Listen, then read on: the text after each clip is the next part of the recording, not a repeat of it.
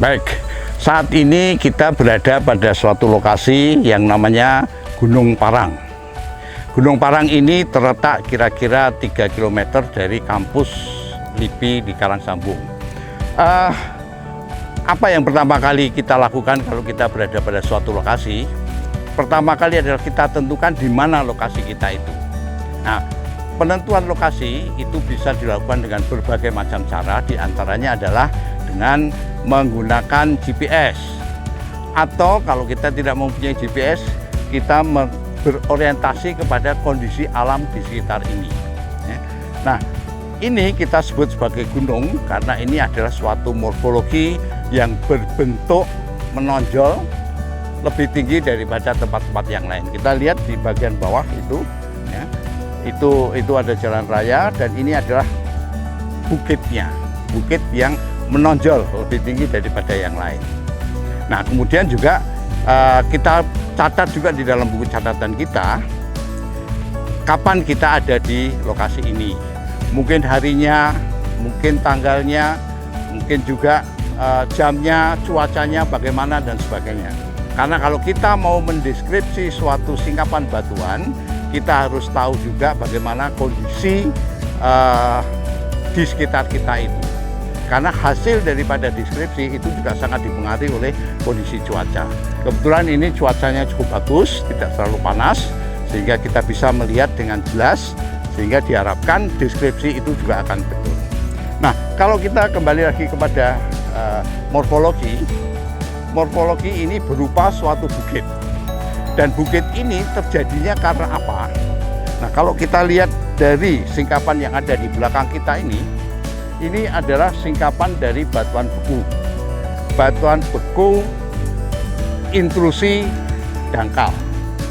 Kalau kita lihat singkapannya, seolah-olah sepertinya batuan beku ini seperti berlapis. Padahal tidak ada batuan beku yang berlapis itu, ya. Tapi ini suatu kenapaan yang kelihatannya berlapis. Kenapa dia seperti itu? Itu karena pada waktu proses intrusi itu berlangsung, dia tidak sampai ke permukaan. Jadi dia membeku masih di bawah permukaan. Dan karena pembekuan itu di bawah permukaan, maka dia akan terjadi kontraksi-kontraksi yang mengakibatkan struktur seperti itu. Nah, struktur seperti itu di dalam batuan beku itu disebut sebagai columnar joint. Jadi joint yang bentuknya seperti kolom-kolom. Nah, nanti kita akan melihat bagaimana kondisi singkapan ini. Sebelum kita mendeskripsi, kita ada baiknya untuk melihat orientasi daerah sekitar. Bagaimana topografinya, di mana posisi kita, kemudian bagaimana dengan singkapan ini, berapa besar dimensinya, panjang, lebar, atau dia hanya kecil saja, atau kita yakinkan bahwa ini betul-betul singkapan dan bukan barang dari tempat lain. Jadi ini kita juga melihat dari dimensinya singkapan ini, kelihatan jelas bahwa ini bukan dari tempat lain, tapi dari asli dari sini. Nah, kemudian setelah kita melihat secara umum, kemudian nanti akan kita dekati. Kita sudah tahu bahwa ini adalah batuan beku. Yang sebetulnya sebelum itu kita adakan identifikasi dulu. Ini jenis batuan apa ini? Ya. Tapi kita sudah tahu sekarang bahwa ini batuan beku. Nah, nanti kita akan mendeskripsi batuan beku itu. Untuk itu, bagaimana cara deskripsinya? Kita sesuaikan dengan bagaimana aturan-aturan untuk mendeskripsi batuan beku. Karena cara mendeskripsi batuan itu berbeda-beda antara batuan beku, batuan sedimen, dan batuan metamorf. Tapi intinya adalah bahwa ada 3 hal yang penting yang kita harus deskripsi, yaitu struktur batuan tadi, teksturnya, dan komposisi. Baru setelah itu nanti kita akan memberi nama apa batuan itu. Untuk batuan beku, struktur itu akan jauh kelihatan lebih jelas kalau di lapangan. Kalau kita mengambil hanya dari satu sampel kecil, kita akan sulit. Ini strukturnya di lapangan seperti apa. Tapi kalau kita lihat sekarang sikapan ini di lapangan, strukturnya jelas, ya. Ini suatu struktur batuan beku hasil intrusi. Dia masif, ya, dan dia ada struktur kolom-kolomnya. Nah, nanti teksturnya seperti apa? Kita nanti ambil dulu sampelnya, kemudian kita deskripsi sesuai dengan apa yang sudah pernah kita dapatkan di bangku kuliah. Tekstur batuan beku itu apa saja? Apa saja yang mempengaruhi tekstur batuan beku? Misalnya dari kristalinitas, kemudian dari bentuk kristalnya dan sebagainya. Nanti kita coba untuk melihat sampel batuan tadi. Nah, kemudian bagaimana dengan komposisi? Memang di lapangan itu agak susah, tapi kita bisa menggunakan suatu tabel untuk mempermudah bagaimana kita mendeteksi dan kita mengidentifikasi kira-kira komposisi batuan tadi apa saja mineralnya. Nah, untuk itu mari kita lihat bagaimana kita mengambil sampelnya dan kemudian juga kita melihat bagaimana pengukuran terhadap struktur-struktur yang ada. Nah, struktur di sini ada struktur primer dan struktur sekunder. Struktur primer itu tadi struktur yang terjadinya bersamaan dengan terbentuknya batuan tadi. Nah, struktur sekundernya apa? Apakah ada atau tidak? Yang jelas, kalau batuan beku itu tidak mengandung karbonat. Ya. Mari kita melihat bagaimana kita mengambil sampel dan mendeskripsi sampel tersebut. Jadi struktur pada batuan beku di sini bisa kita lihat bagaimana struktur primernya, yaitu struktur yang terjadi bersamaan dengan terbentuknya batuan beku tadi, yaitu ada struktur join-join yang berupa kolom-kolom sehingga kita sebut sebagai columnar join. Kemudian kalau kita lihat di bagian sana, kita juga melihat adanya struktur-struktur sekunder. Nah, struktur sekunder itu struktur yang terjadi setelah batuan beku tadi terbentuk. Nah, struktur itu bisa ada macam-macam di sini, ya. Kalau kita lihat di bagian atas itu yang agak licin rata, ya, itu kalau dari hasil penelitian itu memang diakibatkan dari adanya sesar. Tapi ada juga struktur-struktur retakan di sini, ya, yang kemudian terisi oleh mineral sekunder. Ya, nah itu warna putih, dan warna putih itu bisa bermacam-macam. Mungkin dia karbonat, mungkin juga dia silika. Nah, nanti untuk menentukan apakah dia silika atau karbonat, itu nanti bisa kita cek dengan kita beri HCl. Kalau dia bereaksi, maka itu adalah karbonat. Tapi kalau dia tidak bereaksi dengan larutan HCl, maka dia silika. Nah, kemudian untuk tekstur pada batuan beku yang kita lihat adalah bagaimana kristalinitas daripada mineral-mineral yang ada di situ. Jadi kita lihat bagaimana kristalinitasnya, kemudian bagaimana dengan bentuk kristalnya, bagaimana dengan hubungan antar kristal tadi, dan juga dari kemasnya, ya, kemas dari kristal-kristal tadi. Nah, nanti ini bisa kita lihat, ya, dari sampel batuan yang kita ambil, kemudian akan kita deskripsi, dan akhirnya dari deskripsi tadi kita akan tentukan kira-kira ini batuan beku yang apa, jenisnya apa, kemudian komposisinya apa. Karena kita tahu batuan beku itu ada batuan beku asam, batuan beku basah, batuan beku intermediate, dan ultra basah. Nah, ini nanti masuk dalam batuan yang apa, kita lihat dari hasil deskripsinya nanti.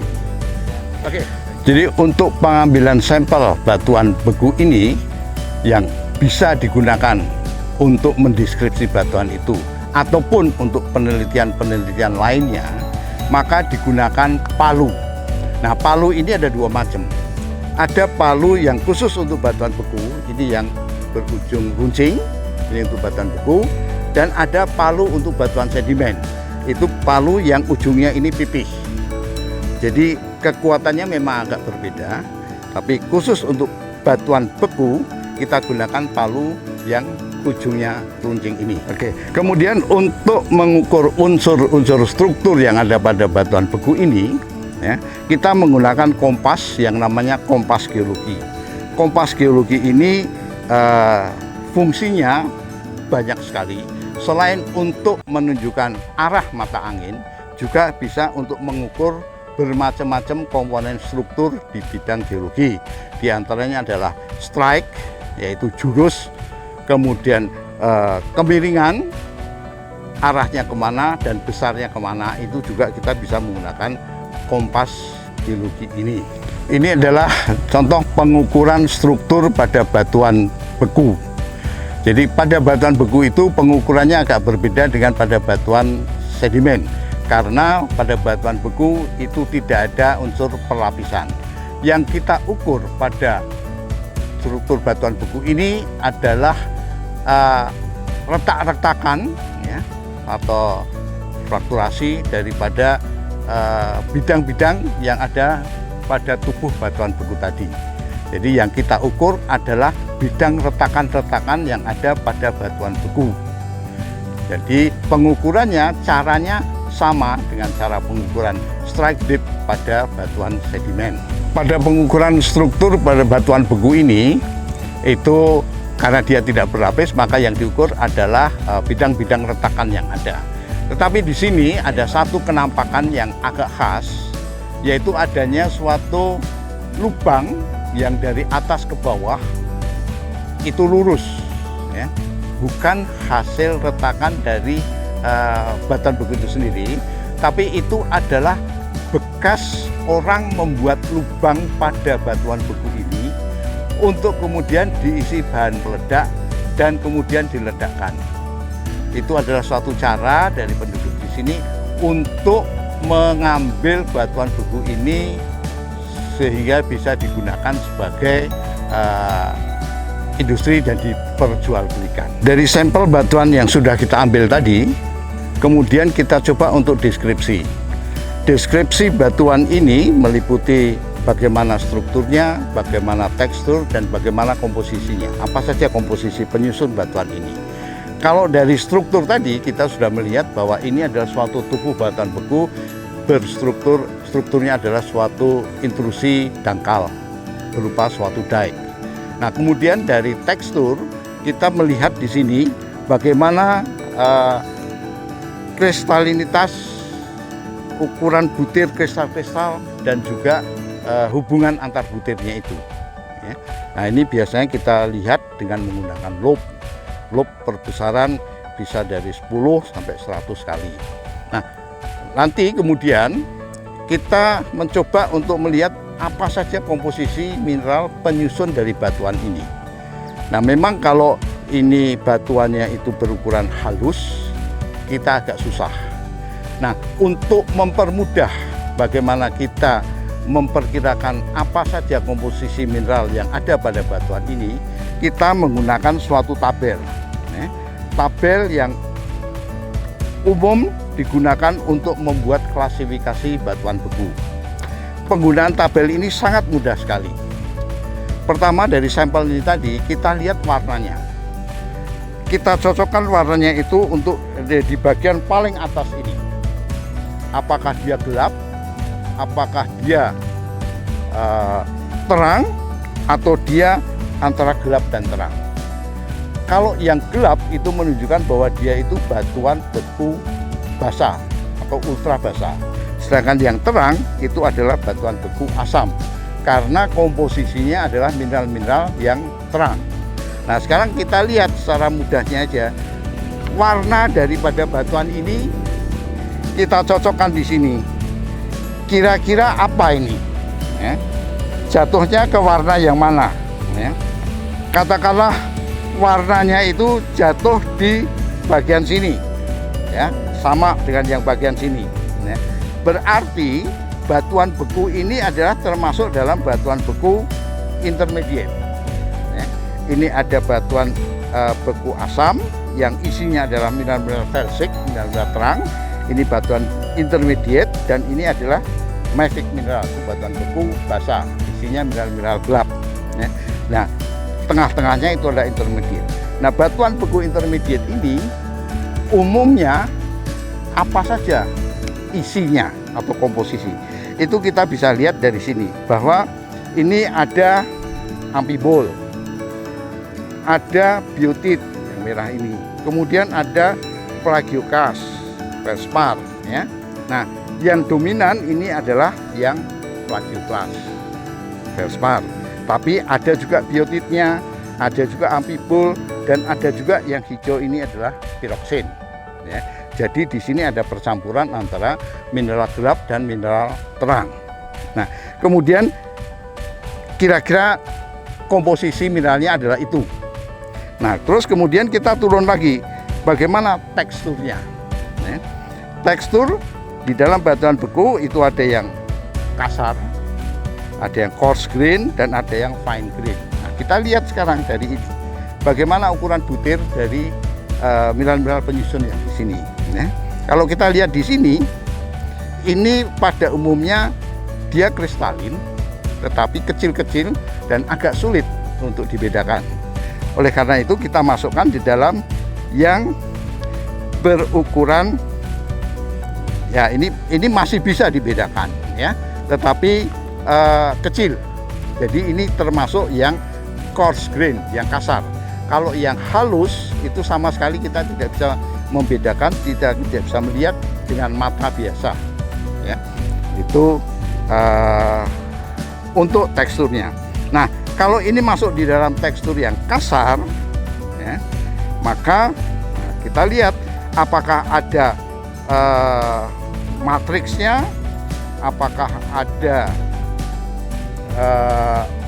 campurannya yang lain ya. Jadi vanerik itu bisa dilihat dengan mata biasa, atau avanitik itu tidak bisa dibedakan dengan mata biasa. Kalau ini masih bisa dibedakan dengan mata biasa, tetapi kita tidak bisa menentukan ini apa karena terlalu kecil. Sehingga di dalam tekstur kita masukkan yang coarse, ya, yang kasar, tetapi kita tidak bisa membedakan satu dengan yang lain. Sehingga kalau kita tarik dari sini, kemudian dari atas ini adalah dia masuk di dalam intermediate, maka jatuhnya dia adalah di batuan diorit namanya. Jadi itu menentukan batuan dengan secara cepat, tetapi tidak terlalu banyak salahnya. Ya. Nah, meskipun demikian, di Gunung Parang ini, kalau kita sekarang mendeskripsi ini namanya adalah diorit. Di Gunung Parang ini sudah dikenal bahwa nama batuan di sini adalah diabas. Nah, penamaan diabas ini sebetulnya tidak bisa kalau kita melihat hanya dari mata biasa begini. Karena itu harus dilihat dari di bawah mikroskop. Karena yang namanya diabas itu adalah tekstur yang khas diabasik. Itu ada tumbuh bersama antara beberapa kristal, ya. Plagioclase dan kuarsa itu tumbuh bersama, itu khas sekali, dan itu hanya bisa dilihat dengan mikroskop. Tetapi kalau untuk penamaan di lapangan seperti ini, kita menyebut dia dengan diorit, itu juga tidak salah.